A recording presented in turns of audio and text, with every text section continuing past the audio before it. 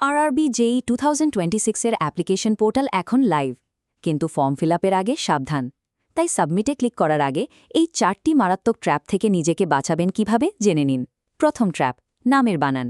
আধার card এবং class 10-এর মার্কশিটের সাথে আপনার নাম হুবহু মিলতে হবে। নামের আগে শ্রী বা ছোট্ট বানান ভুল থাকলে অ্যাকাউন্ট লক হবে আর মডিফিকেশন ফি দিতে হবে।